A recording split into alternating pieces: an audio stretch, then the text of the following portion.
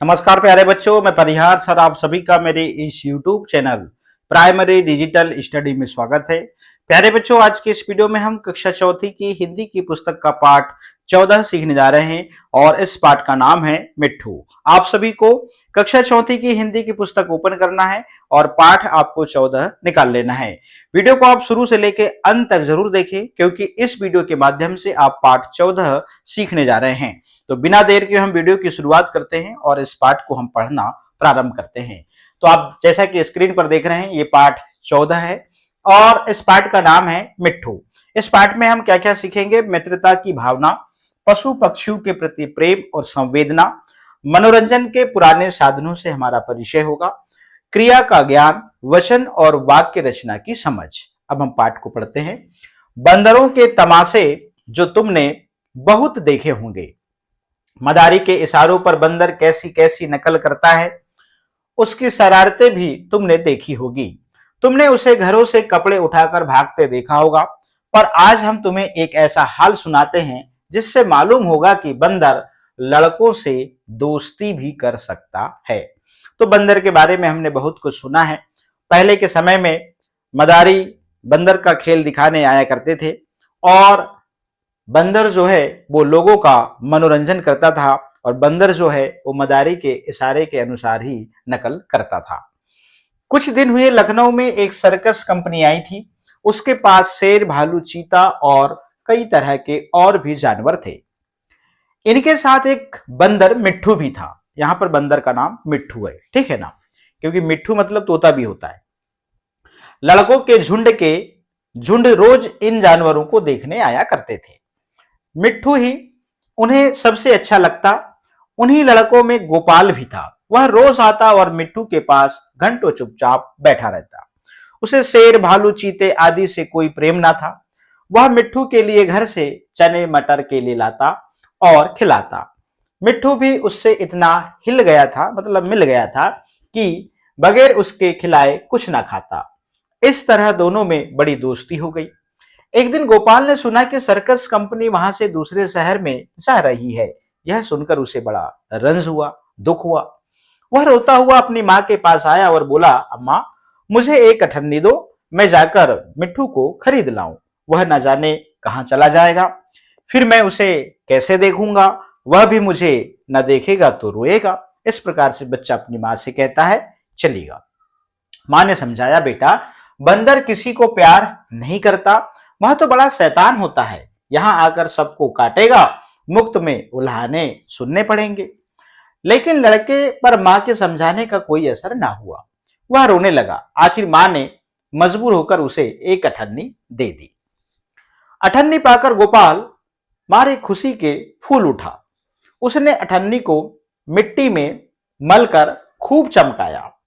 फिर मिट्ठू को खरीदने चला, लेकिन मिट्ठू वहां दिखाई न दिया। गोपाल का दिल भर आया। मिट्ठू कहीं भाग तो नहीं गया? मालिक को अठन्नी दिखाकर गोपाल बोला, क्यों साहब, मिट्ठू को मेरे हाथ बेचेंगे? मालिक रोज उसे मिट्ठू से खेलते खिलाते देखता था। हंसकर बोला, अब की बार आऊंगा तो मिट्ठू को तुम्हें दे दूंगा। इस प्रकार से, ठीक है ना। गोपाल निराश होकर चला आया और मिट्ठू को इधर उधर ढूंढने लगा। वह उसे ढूंढने में इतना मग्न था कि उसे किसी बात की खबर ना थी। ये रहा गोपाल, ठीक है ना। ये उसे बिल्कुल ना मालूम हुआ कि वह चीते के कटघरे के पास आ गया था। चीता भीतर चुपचाप लेटा था। गोपाल को कटघरे के पास देखकर उसने पंजा बाहर निकाला और उसे पकड़ने की कोशिश करने लगा। गोपाल तो दूसरी तरफ ताक रहा था, मतलब देख रहा था। उसे क्या खबर थी कि चीते का तेज पंजा उसके हाथ के पास पहुंच गया। वह इतना करीब था कि चीता उसका हाथ पकड़कर खींच ले कि मिट्ठू न मालूम कहां से आकर उसके पंजे पर कूद पड़ा और पंजे को दांतों से काटने लगा। आप देख रहे हैं यहां पे इस प्रकार से, ये देखिएगा, ये वाली स्थिति निर्मित है यहां पे, ठीक है ना। अब चीते ने दूसरा पंजा निकाला और उसे ऐसा घायल कर दिया कि वह वहीं गिर पड़ा। कौन? मिट्ठू। और जोर जोर से चीखने लगा। मिट्टू की यह हालत देखकर गोपाल भी रोने लगा। दोनों का रोना सुनकर लोग दौड़े। उन्होंने देखा कि मिट्टू बेहोश पड़ा है और गोपाल रो रहा है। मिट्टू का घाव तुरंत धोया गया, मरहम लगाया गया। थोड़ी देर में उसे होश आ गया। वह गोपाल की ओर प्यार से देखने लगा, जैसे कह रहा हो कि अब क्यों रोते हो, मैं तो अच्छा हो गया। कई दिन मिट्टू की मरहम पट्टी होती रही और आखिर वह बिल्कुल अच्छा हो गया। गोपाल अब रोज आता और उसे रोटियां खिलाता। आखिर कंपनी के चलने का दिन आ गया। गोपाल बहुत उदास था। वह मिट्टू के कटघरे के पास खड़ा आंसू भरी आंखों से देख रहा था कि मालिक ने आकर कहा, अगर तुम मिट्टू को पा जाओ तो क्या करोगे? गोपाल ने कहा, मैं उसे अपने साथ ले जाऊंगा, उसके साथ साथ खेलूंगा, उसे अपनी थाली में खिलाऊंगा, और क्या? मालिक ने कहा, अच्छी बात है, मैं तुमसे अठन्नी लिए बिना ही इसे तुम्हें देता हूं। गोपाल को जैसे कोई खजाना मिल गया। उसने मिट्टू को गोद में उठा लिया, पर मिट्टू नीचे कूद पड़ा और उसके पीछे पीछे चलने लगा। दोनों खेलते कूदते घर पहुंच गए। इस प्रकार से यदि हम जानवरों से भी प्रेम करते हैं तो वे भी हमसे करने लगते हैं। तो इस दुनिया में पशु पक्षी भी जो हैं उनमें भी फीलिंग होती है, उनमें भी प्रेम होता है। यदि आप उनसे प्रेम करेंगे तो निश्चित रूप से वो भी आपसे प्रेम करते हैं। और यहाँ पे एक सर्कस का उदाहरण बताया गया। तो ये तो पहले सर्कस चलते थे। पहले के समय में सर्कस में या जंगली जानवर को रखा जाता था, उनसे सर्कस दिखाया जाता था। मगर अब सर्कस के लिए शासन ने जंगली जानवरों को बैन कर रखा है। ये भी आपके नॉलेज में होना चाहिए। चलेगा। तो ये जो आपने पूरी कहानी को पढ़ा, इस कहानी के जो लेखक हैं वो मुंशी प्रेमचंद जी हैं। आइए इनका परिचय जानते हैं। मुंशी प्रेमचंद जी का जन्म सन 1880 ईस्वी में लमही वाराणसी में हुआ था। उन्होंने हिंदी तथा उर्दू में लगभग 300 कहानियां तथा अनेक श्रेष्ठ उपन्यासों की रचना की। ये कहानीकार और उपन्यास सम्राट के रूप में प्रसिद्ध है। इनका निधन सन 1936 ईस्वी में हुआ है। चलिएगा, यहां पर हमने भी इस पाठ को पढ़ा। इस कहानी में कुछ कठिन शब्द आए थे। आइए शब्दार्थ के माध्यम से हम इनका अर्थ जानते हैं। जैसे शरारत मतलब शैतानी, झुंड का मतलब समूह या दल, तमाशे का मतलब प्रदर्शन या करतब, मदारी का मतलब पशु पक्षियों का खेल दिखाने वाले को क्या कहते हैं? मदारी कहते हैं। डमरू ढोलक बांसुरी बजाकर तमाशा दिखाने वाला। सर्कस कंपनी मतलब तमाशा दिखाने वाले लोगों का समूह। रंज मतलब दुख, उलाहना मतलब शिकायत, और खुशी से फूल उठना मतलब बहुत प्रसन्न होना। दिल भर आना मतलब दुखी होना। मग्न मतलब मगन या लीन, और रंजीदा मतलब उदास या दुखी। अब हम अभ्यास में चलते हैं। निम्नलिखित प्रश्नों के उत्तर लिखिए। तो इस पेज के बाद में हम इन प्रश्नों के उत्तर को कंप्लीट करेंगे। अब यहाँ पे पहले इसको कंप्लीट कर लेते हैं। कोष्टक में दिए गए शब्दों में से सही शब्द चुनकर खाली स्थान भरिए।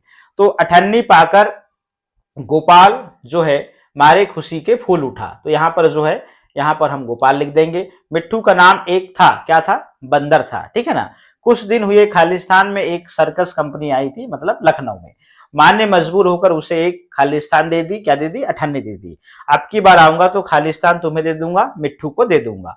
किसने किससे कहा, यहां आपको लिखना है। बेटा, बंदर किसी को प्यार नहीं करता। मां ने किससे कहा? गोपाल से कहा। ऐसे आप लिख देंगे। क्यों साहब, मिट्टू को मेरे हाथ बेचोगे? तो गोपाल ने सर्कस मालिक से कहा। अगर तुम मिट्टू को पा जाओगे तो क्या करोगे? तो सर्कस मालिक ने गोपाल से कहा। चलेगा, अब हम चलते हैं आगे। तो बोध प्रश्न, इनको पहले कंप्लीट कर लेते हैं। निम्नलिखित प्रश्नों के उत्तर लिखिए। सर्कस कंपनी किस शहर में आई थी? उत्तर लिखते हैं, सर्कस कंपनी लखनऊ शहर में आई थी। अगला प्रश्न है, गोपाल और दूसरे लड़कों को कौन सा जानवर अच्छा लगता था? तो उत्तर लिखेंगे, गोपाल और दूसरे लड़कों को मिट्टू नामक बंदर अच्छा लगता था। ग नंबर का प्रश्न है, गोपाल और मिट्टू आपस में मित्र कैसे बन गए? गोपाल और मिट्टू बहुत पसंद था। गोपाल को मिट्टू बहुत पसंद था। वह उसके लिए घर से रोज चने मटर केले लाता और मिट्टू को खिलाता। मिट्टू भी उससे इतना हिल गया था कि बिना उसके खिलाए कुछ न खाता। इस प्रकार दोनों गहरे मित्र बन गए। तो यहाँ पे आप ऊ की मात्रा लगा देंगे इस प्रकार से। ठीक है ना। घ नंबर का प्रश्न है, गोपाल चीते के कटघरे के पास कैसे पहुंचा? उत्तर लिखेंगे, मिट्टू को खोजते खोजते अनजाने में गोपाल चीते के कटघरे के एकदम पास पहुंच गया। अगला प्रश्न है, मिट्ठू कैसे घायल हो गया?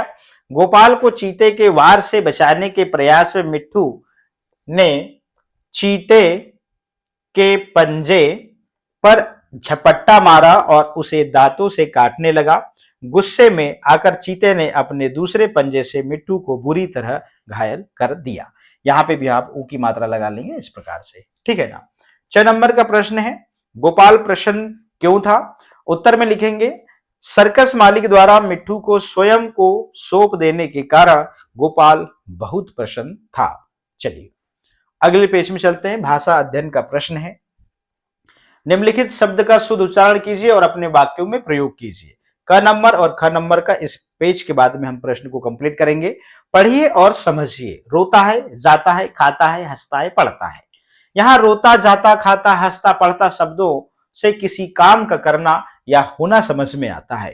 तो जिस शब्द से किसी काम का करना या होना पता चले उसे हम क्रिया कहते हैं। जैसे राम पुस्तक पढ़ता है, तो पढ़ता जो है ये क्रिया शब्द है।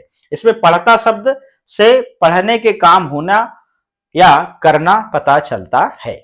निम्नलिखित वाक्यों में से क्रिया पद के नीचे रेखा खींचिए। तो जैसे राम घर जाता है, तो जाता जो शब्द है वो क्रिया शब्द है। सीता गाना गाती है, गाना क्या है? गाती। तो गाती है तो क्या है? क्रिया शब्द है। सोहन गेंद से खेलता है, तो खेलना जो है वो क्रिया शब्द है। राधा नाचती है, नाचना। यहाँ पर नाचना का काम होना आपको दिखाई दे रहा है। तो यहाँ पर नाचना जो शब्द है इसमें हम क्या करेंगे? क्रिया शब्द में हम क्या लगा देंगे? अंडरलाइन, मतलब रेखा खींच देंगे। प्रश्न क्रमांक 5, निम्नलिखित शब्दों में से एक वचन और बहुवचन शब्द अलग अलग कीजिए। अब यहाँ पे देखिएगा, लड़का, गाय, आंख, बंदर और ग्वाला। और यहाँ पे आंखें, बंदरों, लड़के, गायें और ग्वाले। इस प्रकार से जो है बहुवचन। एक वचन मतलब एक और बहुवचन मतलब एक से अधिक, ठीक है ना। अब अगला पेज, भाषा अध्ययन का प्रश्न क्रमांक 1, निम्नलिखित शब्दों का शुद्ध उच्चारण कीजिए और अपने वाक्यों में प्रयोग कीजिए। जो सबसे पहला प्रश्न था वो वाला है। अब यहाँ पे देखिएगा, कंपनी, मिट्ठू, मरहम और आंसू ये शब्द हैं, इनको हमको वाक्य में प्रयोग करना है। तो विद्यार्थी उपयुक्त सभी शब्दों को ठीक ठीक लिखिए, उच्चारित करें और वाक्य प्रयोग नीचे दिए गए जा रहे हैं, ठीक है ना। तो यहाँ पे आप देखिएगा वाक्य प्रयोग कर रहे हैं हम। कंपनी, तो अंग्रेजों ने ईस्ट इंडिया कंपनी के माध्यम से भारत में प्रवेश किया। तो यहां पे देखिएगा कंपनी शब्द आया। तो इन शब्दों का हम वाक्य में प्रयोग कर रहे हैं। अब मिट्ठू, मेरे पालतू तोते का नाम मिट्ठू है, ठीक है ना। स नंबर, मरहम, घाव पर मरहम लगाने से घाव जल्दी भर जाता है। तो यहाँ पे मरहम शब्द आ गया। आंसू, राजीव को जब उसके पिता ने डांटा तो उसके आंसू निकल पड़े। तो यहाँ पे देखिएगा आंसू शब्द आ गया। फिर है अगला प्रश्न है, कैसी कैसी शब्दों में योजक चिन्ह का प्रयोग हुआ? इस पाठ में से योजक चिन्ह के प्रयोग वाले शब्द छांट कर लिखिए। तो इधर उधर, जोर जोर, आंसू भरी, साथ साथ, पीछे पीछे, खेलते कूदते। इस प्रकार से आपको योजक चिन्ह का प्रयोग करना है। निम्नलिखित शब्दों को वर्णमाला के क्रम से प्रथम वर्ण देखकर लिखिए। तो पहले गोपाल, चिड़िया, बंदर, शेर, सर्कस और क्षेत्र। तो यहाँ पे हम गोपाल का पहला अक्षर ग सबसे पहले आता है, फिर आता है च, फिर आता है ब, फिर स और फिर छ। इस प्रकार से वाक्यांश को उसके सामने दिए गए वाक्य में जोड़कर लिखिए। क्या है भाई रमेश? तो इसको आपको इसके साथ जोड़ना है। जैसे क्या है भाई रमेश, क्यों छिप रहे हो? क्या है भाई रमेश, क्यों हंस रहे हो? क्या है भाई रमेश, क्यों भाग रहे हो? क्या है भाई रमेश, क्यों डर रहे हो? इस प्रकार से जो है आपको इस वाक्य के साथ में आपको इस वाक्य को जोड़ना है और लिखना है। तो प्यारे बच्चों, इस प्रकार से हमने कक्षा चौथी की हिंदी की पुस्तक का पाठ 14 जो है वो कंप्लीट कर लिया। इस पाठ को पढ़ा और पाठ को पढ़ने के बाद में अभ्यास में जो प्रश्न दिए हुए थे उन प्रश्नों के उत्तर भी हमने इसी वीडियो में कंप्लीट कर लिया है। तो प्यारे बच्चों, आज के इस वीडियो में इतना ही। फिर मिलेंगे हम नए वीडियो में नए पाठ के साथ में। आप सभी का बहुत बहुत धन्यवाद।